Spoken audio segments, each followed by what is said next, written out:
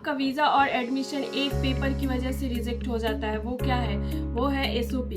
Hi guys, मैं निमत हूँ और इस वीडियो में आप लोग को बताने वाली हूँ कि एसओपी क्या होता है, यानी स्टेटमेंट ऑफ पर्पस क्या होता है। तो ये जो होता है, ये सबसे इम्पॉर्टेंट डॉक्यूमेंट्स होता है एडमिशन और वीज़ा के लिए। आप वीज़ा ऑफिसर को इम्प्रेस करने के लिए ये लिखना पड़ता है एसओपी, और बहुत ही जेन्युइन तरीके से लिखना पड़ता है। तो चलिए आप लोग को मैं बताती हूँ कि एसओपी होता क्या है। और एसओपी जो होता है ये एक फॉर्मल लेटर होता है जो उसमें हम अपनी पूरी स्टोरी, मतलब अपनी कहानियों को लिखते हैं कि हम किस पर्पस से आ रहे हैं और किस चीज़ में एडमिशन लेना चाह रहे हैं या किस जॉब के लिए आ रहे हैं, क्या एजुकेशन है और किस वजह से यहाँ आ रहे हैं और आपकी फ्यूचर प्लानिंग क्या है। तो ये वीज़ा ऑफिसर और एडमिशन कमेटी को मतलब इम्प्रेस करने के लिए ये जेन्युइन तरीके से लिखा जाता है। तो ये बहुत इंपॉर्टेंट होता है। और आपका एसओपी जो है वो बहुत ही स्ट्रक्चर और बहुत ही क्लियर होना चाहिए, जेन्युइन होना चाहिए हर चीज़ वहाँ पे एसओपी में। तो जो एसओपी स्ट्रक्चर कैसे बनाया जाता है और क्या क्या लिखा जाता है वो अभी आप लोग को मैं दिखाती हूँ स्क्रीन पे कि कैसे किया जाता है। जैसे इंट्रोडक्शन, मतलब इंट्रोडक्शन में आपको लिखना पड़ेगा अपना नाम, बैकग्राउंड और आप किस पर्पस से लिख रहे हो वो बताना है। जैसे एग्जांपल में मैंने यहाँ पे आपको स्क्रीन पे दिखा चुकी हूँ।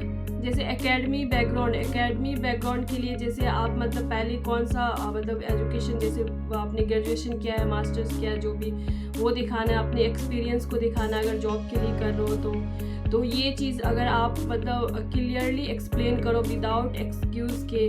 और उसके बाद आपको लिखना है कि why this course and institute. तो ये भी है कि ये कोर्स क्यों ले रहे हो, इसका मतलब ख़ास बात है। इंस्टीट्यूट की वेबसाइट से रियल और मतलब कि आपको पॉइंट्स उठाना पड़ेगा और फैकल्टीज़ क्वालिटी और प्रैक्टिकल एक्सपोज करना पड़ेगा। आपको सब कुछ उसमें देखना पड़ेगा और उसके हिसाब से यहाँ पे लिखना पड़ेगा कि क्यों आप उसमें आना चाह रहे हो। फिर उसके बाद है कि वाई दिस कंट्री, मतलब पूछ रहा है कि इस कंट्री में क्यों आना चाह रहे हो, कि न्यूजीलैंड में मतलब क्या मतलब आपको चीज़ें अच्छी लग रही है कि आप चूज़ कर रहे हो यहाँ पे आने के लिए। जो भी यहाँ की एक्चुअल है वो आपको बताना है। जैसे आपको safety, education quality, PR policy, तो ये आपको पूरा जेन्युइन रीज़न लिखना पड़ेगा यहाँ पे। फ्यूचर गोल्स क्या है, तो आपकी शॉर्ट टर्म और लॉन्ग टर्म प्लानिंग क्या है ये लिखना पड़ेगा आपको।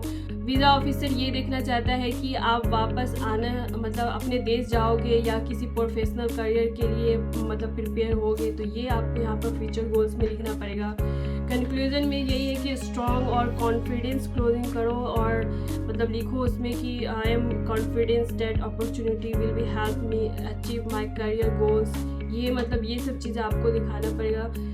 और आप लोगों को मिस्टेक और अवॉइड को भी देखना पड़ेगा। जो स्पेलिंग और ग्रामर जो है वो गलतियाँ अवॉइड करनी पड़ेगी। एसओपी को कॉपी पेस्ट मत करो, हर किसी का एसओपी जो होता है वो यूनिक होता है। बहुत ज़्यादा मतलब टेक्निकली या इमोशनल मत लिखो, उसमें बैलेंस रखो हर चीज़ को, मतलब लगे कि जेन्युइन आप लिख रहे हो। फॉल्स इन्फॉर्मेशन बिल्कुल मत दो। अगर आपका एसओपी स्ट्रांग होता है तो आपका मतलब वीज़ा का हाफ काम मतलब सक्सेसफुल हो जाता है। क्योंकि अगर आपका एसओपी स्ट्रांग होता है और सब चीज़ जेन्युइन होता है तो मतलब सोचो कि आपका वीज़ा का आधा काम खत्म हो गया। क्योंकि एसओपी मतलब जो मेन होता है वो एसओपी बहुत इंपॉर्टेंट डॉक्यूमेंट्स होता है, क्योंकि आप हर चीज़ को वहाँ पे क्लियरली बता रहे हो और जेन्युइन तरीके से बताना पड़ता है। तो इसीलिए एक मेन पर्पस होता है स्टेटमेंट ऑफ पर्पस, कि आप क्यों आ रहे हो यहाँ पे, क्या करना चाह रहे हो, क्यों इस चीज़ को मतलब यही कंट्री क्यों अच्छी लग रही है, या यही काम क्यों करना चाह रहे हो, यहाँ पे एडमिशन लेना क्यों चाह रहे हो। तो ये सब चीज़ें आपको पूरा एक्सप्लेन करना पड़ता है। तो ये आपका वीज़ा का आधा काम कर देता है। अगर आप चाह रहे हो कि मैं आपकी एसओपी लिखने में हेल्प करूँ तो आप मुझे कमेंट करिए, और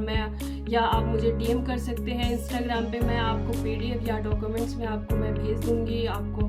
तो आप मुझे कमेंट करिए तो मैं आप लोगों को हेल्प करूँगी। अगर ये वीडियो आप लोगों को अच्छी लगी है तो लाइक करिए, सब्सक्राइब करिए और शेयर करना मत भूलिएगा। और इसी तरीके से मैं वीडियो लेके आती रहूँगी। आप लोग मुझे कमेंट करके बताइएगा कि आप लोग को किस टॉपिक पे वीडियो चाहिए, तो मैं अगली बार ज़रूर लेके आऊँगी। तो चलिए मिलते हैं नेक्स्ट वीडियो।